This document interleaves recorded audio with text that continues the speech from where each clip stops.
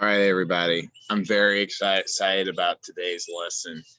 This is probably my favorite lesson that I teach all year. It's not the most important lesson in this class, but I think it's relevant to all of us. I think it's really interesting. And I think this is also going to open your horizons and broaden your horizons more before you take a U.S. history class next year. Today is going to be the first time we talk about what becomes the United States a lot. And going forward from this point forward, the United States is going to become a more and more important part of world history. And we're going to talk about the American Revolution. Now, what a lot of people don't understand in the United States is the American Revolution impacts so many more people than just people in the United States. It's going to affect the world, and it's still affecting the world even to this day. And one of the things that I don't like about how we teach American history as a world history teacher is how narrow our focus is.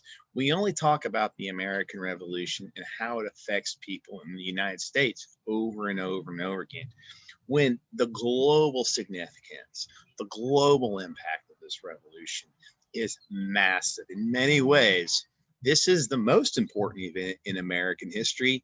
It is the first one. Before we can really delve into the American Revolution, let's talk about a couple things with dates. The traditional date for the American Revolution is 1775 to 1781, sometimes all the way to 1783. The fighting was 1775 to 1781. That's the American Revolutionary War. If you're going to talk about the American Revolution, though, as a big picture event and encapsulate everything that's important with it, I think you have to use a bigger timeline.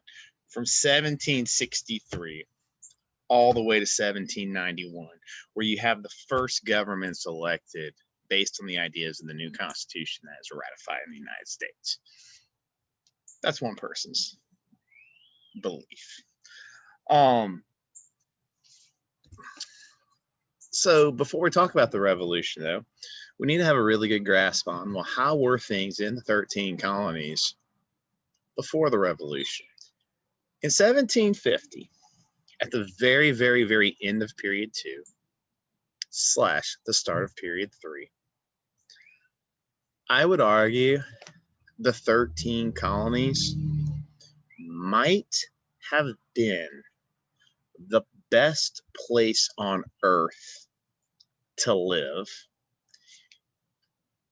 if, and this is a big if, you were a white guy. The 13 colonies were a place of great prosperity. There was a humongous middle class in the 13 colonies. People owned land. People had their own businesses. There was a reason people were willing to work for 7 years as indentured servants to come over to the 13 colonies.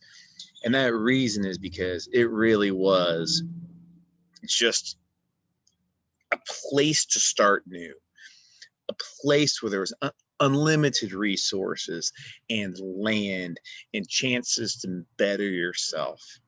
And nowhere in the world, not China, not the actual groups of people in Western Europe, not Africa, not South Asia, the Muslim world, no one else had as large of a prosperous, economically doing well middle class in the world than the 13 colonies. They had a large amount of self-governance. Britain is not an absolute monarchy. Yes, Britain has a king in this time, but the king does not have total power. In fact, he's very limited in his power. Britain is ruled by a democratically elected parliament. So the idea of democracy wasn't entirely foreign to people in the 13 colonies. And the British had traditionally let the 13 colonies have a very, very, very large amount of self-rule, much more than groups of people in many other parts of the world would have had during this time. So if you were a colonist, you had prosperity, you got to rule yourself through your own democratic institutions, and it was safe. You were part of this growing British Empire that was strong and powerful, and you were safe and protected by it. 13 colonies were settler colonies. People are coming to England to relocate and to start a new life. Whatever that was my neighbor. I think a kid's being murdered right now, but whatever, we'll keep going. They're settler colonies. Hundreds of thousands of people come across, and by 1750, there had been natural population progression. People were coming, families were settling, they were having children.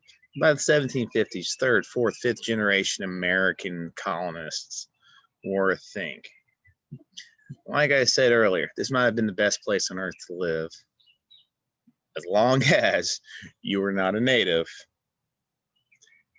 or black. And granted, that's a really big if. And we're going to come back to that because that becomes important to the story of the American Revolution later. So you might ask yourself, Quattro, rich, prosperous, safe, self-governing, what's the problem? Why would this group of people have any interest whatsoever in a revolution? Why, just 25 years later, are they going to actively be fighting to break away from this empire that had given them so much? Well, it's a whole story and change of events. Now, in this class, when we talk about revolutions, and honestly, as we start to talk about wars later on, and we are going to talk about specific wars for the first time, which is something we haven't really done in this class. We're interested really in two things. We're interested in the causes, and we're interested in the effects. Why, that almost sounds like a potential essay question. Anyway, so we want to talk about the causes. We want to talk about the effects. And one of the things you might be disappointed in is we're not actually going to talk about the wars and the revolutions that much. Like in World War II, I don't give you 2 weeks of all the battles and campaigns and all the stories of heroism because it's not something this class is really emphasized. We're interested in causes. We're interested in outcomes. So, and also, while I'm here, let me say this. I'm giving you, in what might be a 20-minute lesson, something Forgy or Miss Levin and APUSH next year are going to spend 3 weeks on. Okay, this is not an American history class. My job was to show you how the American Revolution relates to global events and global history. If you're frustrated with the fact that you didn't get all the specifics or all the stories of the battles and the wars, patience, grasshopper. You will get that next year as juniors. I'm here to show you big picture stuff. All right, so let's talk about that big picture stuff. There's lots of causes of the American Revolution. In a lot of ways, I would suggest to you that the biggest cause is a war that is fought between 1756 and 1763. It's very, very, very plausible. When you were in 3rd or 4th grade, you heard something called the French and Indian War. That is what this war is called in the 13 colonies. When you take APUSH next year, this war will be called the French and Indian War because that's what the colonists called it because they were fighting the French and they were fighting their Native American allies. However, those of us in world history kind of hate calling this war this thing because that makes it sound like the war is only fought in one place, and that could not be farther from the truth. From 1756 to 1763, all the major European powers were involved in this war, and it's known as the 7 Years' War. And this is the first truly global war ever fought. In fact, if I got to rename history, I might call it World War One. Britain is involved, France is involved, Spain is involved, the Dutch are involved. And a new emerging region that we hadn't talked about very much in Germany is involved. The two most powerful countries on either side are Britain and France. This war is fought in the Americas, sure. It's also fought in the Caribbean. And there's naval battles fought off the coast of Africa. And there's naval and land battles fought in India. And naval battles off the coast of China. That sounds like a world war to me. It's long, it's bloody, it's savage. And fundamentally, these powers are fighting for global world dominance. One theater of the war is the 13 colonies. Canada was French, the 13 colonies was British, and they're trying to take each other's land from one another. The ultimate outcome of this war is Britain wins. Long, bloody, hard, but they win. But here's the catch. Yes, they gain territory globally. Yes, they've increased their power and their foothold on the world. Yes, this is going to pay for them to be the dominant world power in all of period 4. But in the immediate aftermath, the British government is broke. Now, before I go anywhere, put this thought away. If the side that won is almost ruined by this war, what do you think happened to the French, the side that lost? Because you know there's going to be something called a French Revolution down the road too. And I'll go ahead and throw this out. The reaction to the French and India to the 7 Years' War and the French defeat in this war is going to ultimately be a cause also of that revolution.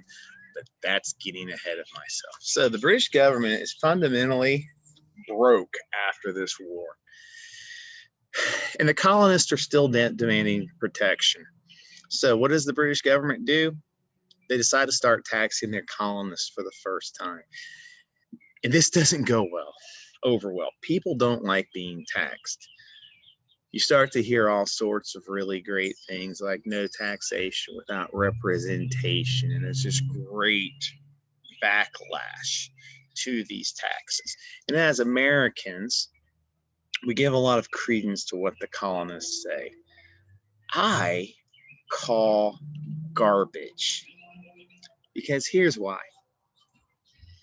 If the British had given the 13 colonies, if they had raised taxes on them and then gave them proportional representation in Parliament, the colonists still wouldn't have had any real power. And it was just they didn't want to pay taxes. The no taxation without representation thing is crap. In fact, our government taxes people left and right that don't have representation in the right to vote in our country.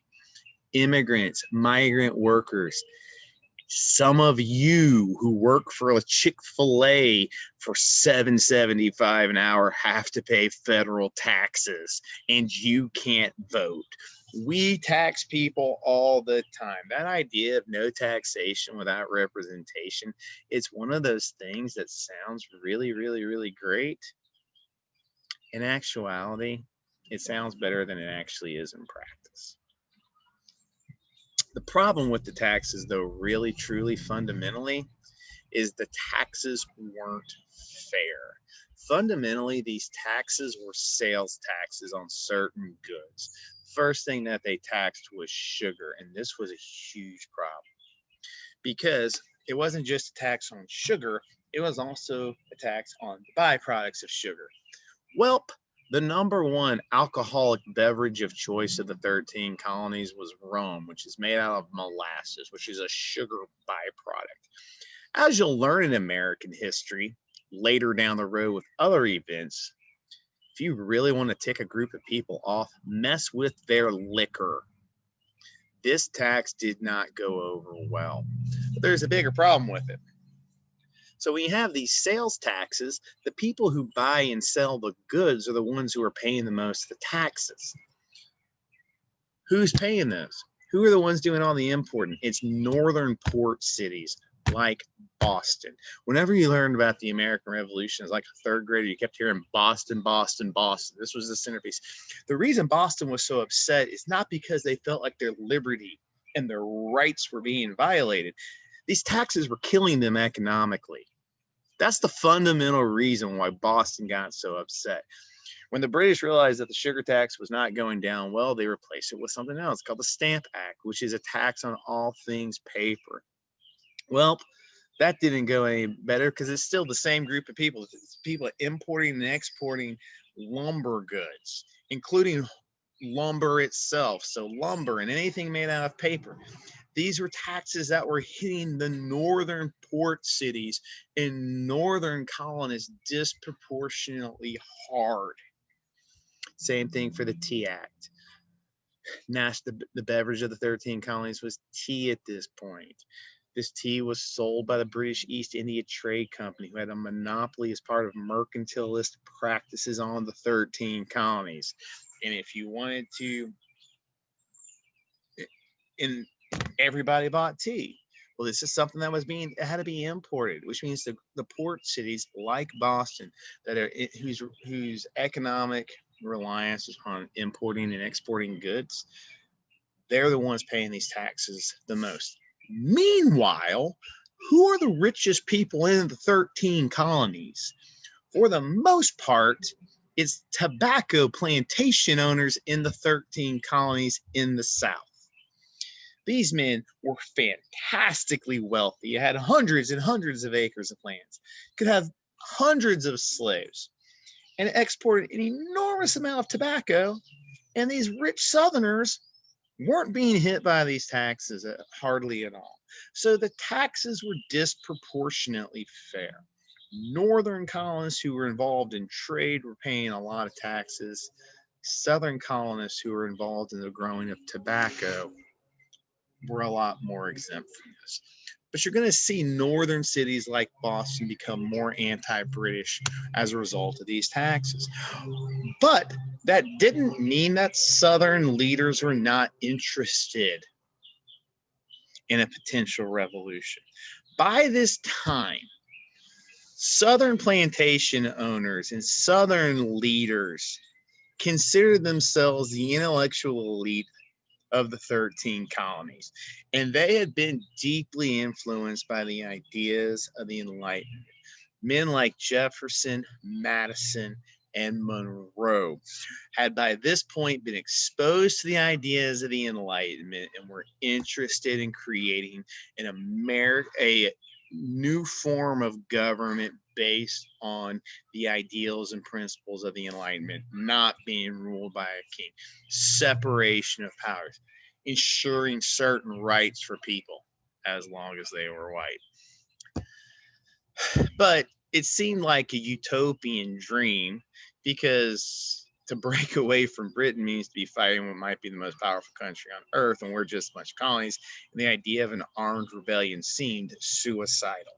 So they dreamed of maybe one day we could figure out a way to do this, but the practicality of actually breaking away from the British Empire seemed completely unfeasible to them. Well, then things get gnarly in Boston. Famously, the Boston Tea Party takes place. So Boston had become increasingly antagonistic towards the British. The Tea Act is passed, and a group of citizens had formed an organization called the Sons of Liberty. And the Sons of Liberty had made it very, very clear to the citizens of Boston that if you purchase the tea from the British East India Trade Company and pay the taxes, there will be repercussions. Famously, one tea shop owner did pay the taxes, and they went to his shop, they tarred him, they feathered him, they paraded him around the streets of Boston, and then they burned his shop to the ground. Now, sometimes we like to think of the Sons of Liberty as being these great American patriots. Or were they just a bunch of thugs? Were they just a bunch of armed, brutal brutes forcing their way on people? It's a different perspective. Who were they to tell a tea shop owner they didn't have the right to buy tea and pay the tax if they wanted to do it? Well, long story short, British East India trade ship comes into Boston Harbor,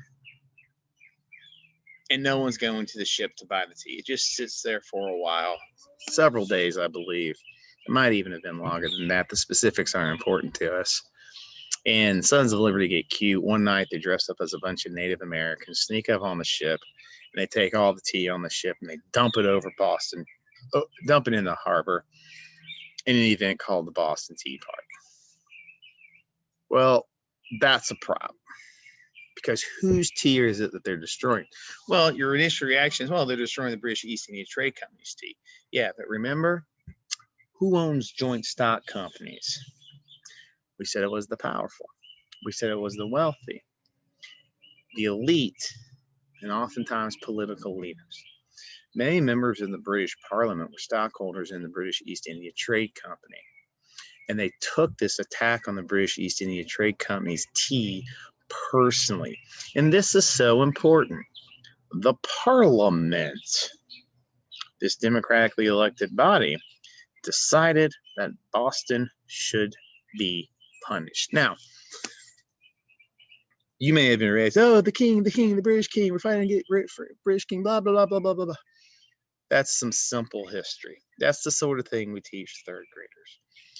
The reality is the king had very little power, and he's going to be a face that people in the 13 colonies blame, because it's easier to have rhetoric against a king than it was the British Parliament. Well, the British Parliament decided to pass a series of laws to put the citizens of Boston in their place, and they implement something called the Intolerable Acts. The Intolerable Acts did lots of things, but the most important thing it did was this. Hey, guys, we're closing Boston Harbor. Nothing comes in, nothing comes out until you pay our tea. Well, this was a humongous problem for Boston, because Boston, everybody in Boston's livelihood basically was tied to the harbor being open and importing and exporting goods. So this is a real powerful economic punishment for the citizens of Boston. And eventually it works its way down to other colonists as well, because Boston was the biggest port city. They were relying upon Boston to get these goods. Well, when they shut the harbor down, that just radicalizes elements in the city of Boston and Massachusetts all the more. The Sons of Liberty get more aggressive, start to stockpile weapons, and the situation in Boston gets really, really, really dire. You start to see militias formed in Boston. They start to stockpile guns. Members of the Sons of Liberty are involved in this. And they start to train. And they start to prepare. And militias in Boston are going to try to actively kick the British out of Boston. Well, one night in 1775, the British hear that weapons are being stockpiled in the countryside, and the British decide to go and get those weapons. The night before this, you probably remember this from third grade, one of the members of Sons of Liberty, but there's also some others as well, Paul Revere, goes into the countryside. The British are coming. The British are coming. Go hide the weapons.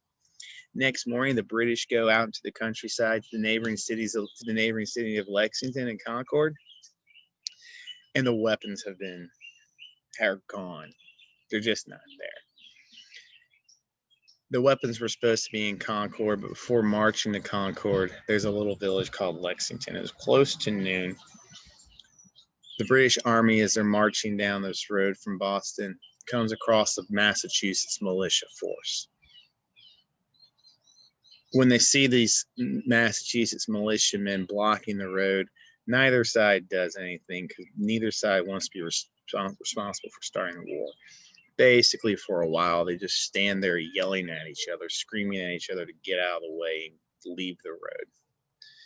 Eventually, there's a shot.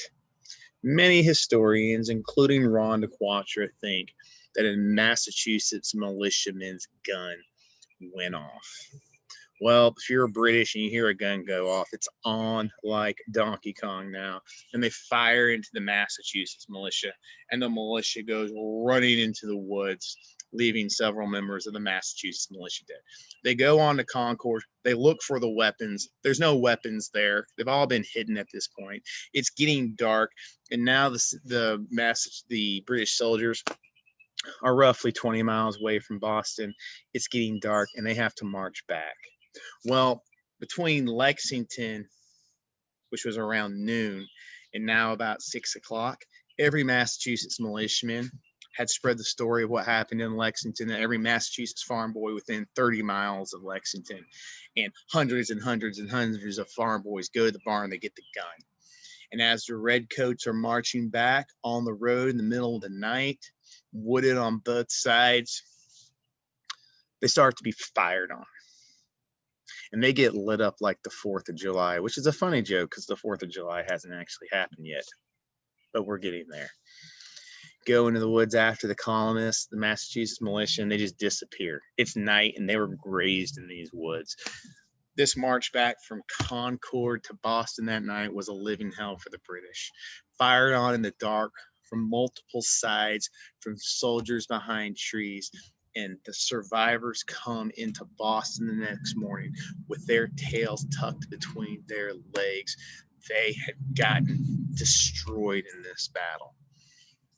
And when the media tells the story to the other 13 colonies, what happened, many leaders start to go, how on earth did that happen? I thought the British were supposed to be incredibly undefeatable.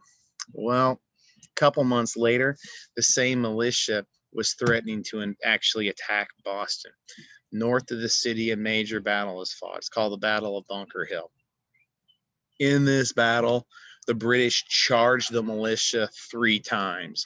The first 2 times, the militia drive them off at huge casualties. They're kicking the British's butts.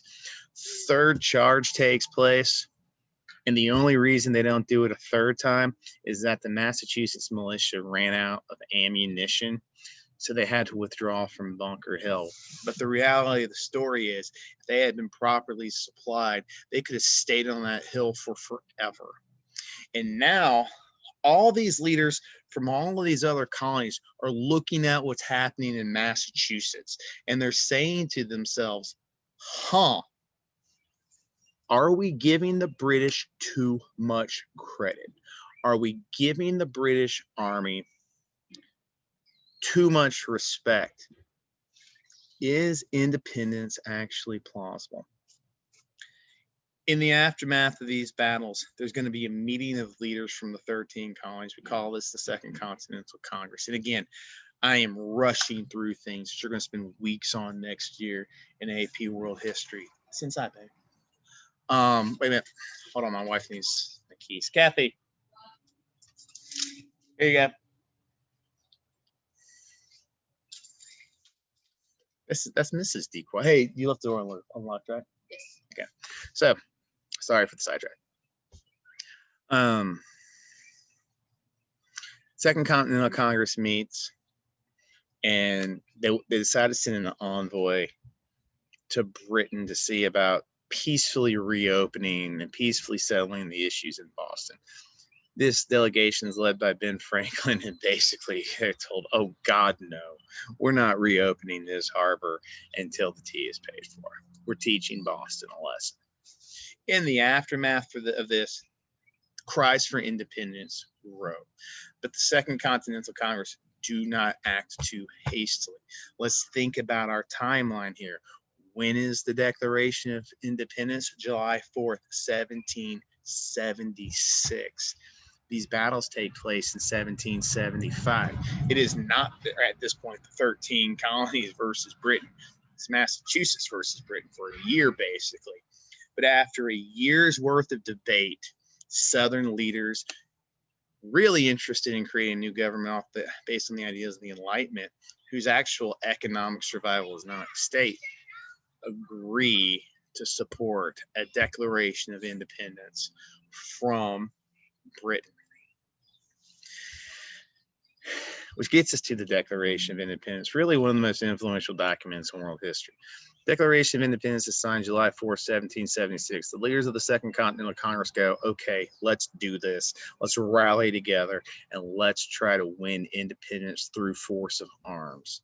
It's primarily written by Thomas Jefferson, a Southern plantation owner, one of these Southern elites who considered himself part of the intellectual intellectual movement who was deeply influenced by the ideas of the Enlightenment.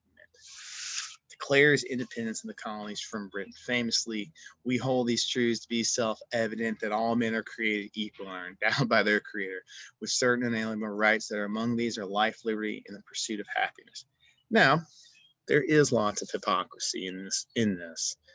This was written by a white slave owner. This is written by a man who forced one of his slaves to have a sexual relationship with him for years and years and years. I mean, I don't consider him morally to be a great dude. You can say there's lots of hypocrisy by some of the things that the founding fathers say, but there is a long-term hope. When you base the foundation of your country on a statement like this, later on, people will fight to make this statement truth.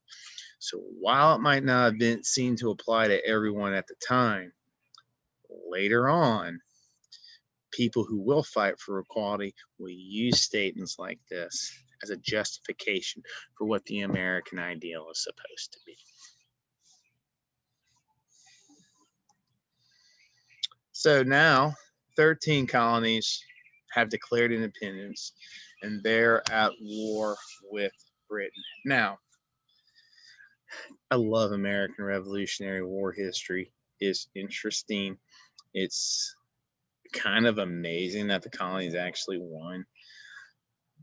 I could go so much into battle strategies and tactics and what happened and why it happened. Long story short. Early on, the 13 colonies picked the right guy to lead them, George Washington. I think George Washington is the most underrated figure in American history. And you might be like, wait a minute, Washoe. The man's on the dollar bill. We named our capital after him. He has a monument. I don't think it's enough. I think he is one of the truly incredible people in world history. And that doesn't mean that I don't acknowledge the evil of the fact that he was a slave owner. But some of the things that Washington does are unprecedented in world history. Well, we'll get to what some of those things are later. But he was absolutely the right person to be the military leader of this revolution. And he was a quick learner. He made lots of mistakes early, but then he fundamentally understood, figured out some tactics for how the revolution could be a success. There's two big battles of the American Revolution that ultimately are going to lead to the success of the 13 colonies. 1777, a major battle was fought in upstate New York called the Battle of Saratoga. An entire British army is destroyed.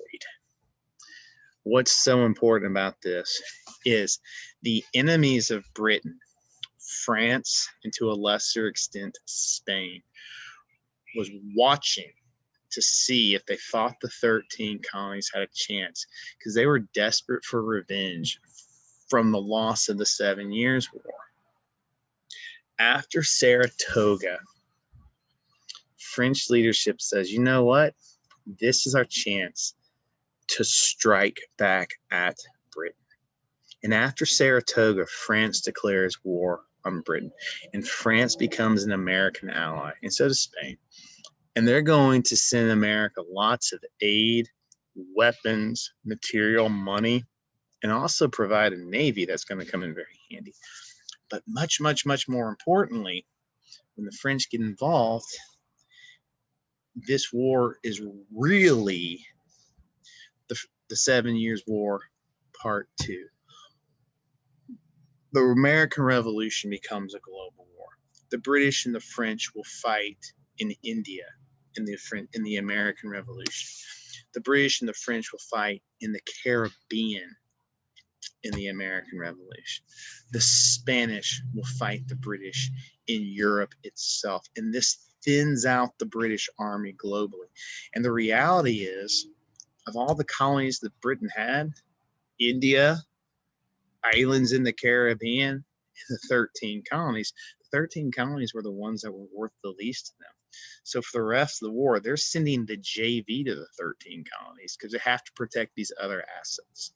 Well, long story short, 1781, Washington, through some brilliant generalship, traps and destroys an entire army on a peninsula in Virginia called Yorktown, and this army is forced to surrender.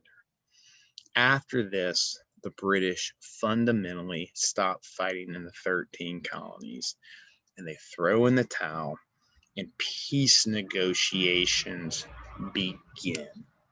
So the big question then becomes, what are the outcomes? Well, the biggest winner of the American Revolution is Britain. Huh? Don't tell you that one in third grade, do they? True. They lose the 13 colonies, and they proceed to wreck the French and Spanish everywhere else in the world. The same French Navy that helped Washington trap the British at Yorktown gets destroyed in the Caribbean 6 months later by the British Navy. They're going to drive France out of India, and they're going to pave the way for India to become a British colony. They're going to increase their slave trading territories in Africa, and they're going to hold on to a strategic place in Europe called Gibraltar, which is the gateway to getting in and out of the Mediterranean Sea. The British win everywhere else, and this is overall a huge net gain for the British. The biggest loser in the American Revolution is France. This is a second war, and I mean this. They lost. Yes, they were on the side of the colonists. They lose. They lose territory in India. They lose some islands in the Caribbean. They loosen their grip on their territories they controlled in Africa. And they go into enormous debt. And all of this is going to pave the way for a French Revolution to come. Now, obviously, the other winner, 13 colonies, wins their independence, creates a republic, a democracy that is based on the ideas of the Enlightenment and all these American values we hold dear: separation of powers, limitation of powers, rights that we all have that no government can take away from us.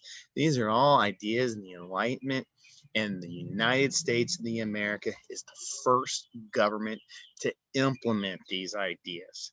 And we do so very successfully. Groups of people all over the world are going to watch this, and they're going to say, that looks awesome. We want that. And the American Revolution is going to inspire generations of revolutions in other regions of the world who want an American style system based on the ideas and the Enlightenment, because this had never been seen before. And very quickly it becomes apparent that it's going to work. Which gets us all the way back to a big picture question I have. But what about the cycles of revolution, DeQuattro? You said All these things happen when there's revolutions, and none of this happens in the American Revolution, which is also the first revolution. How come this revolution is the one that breaks all the rules? And this is important. The American Revolution is unique because it created a stable society fairly quickly that didn't go into cycles of revolution.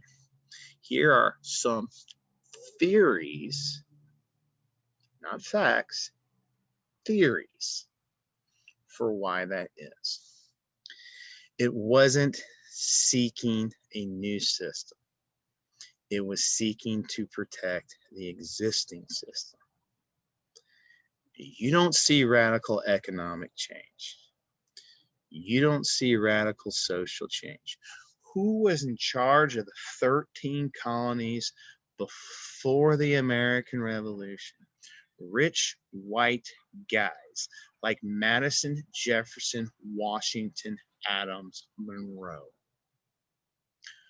Who's in charge after the American Revolution?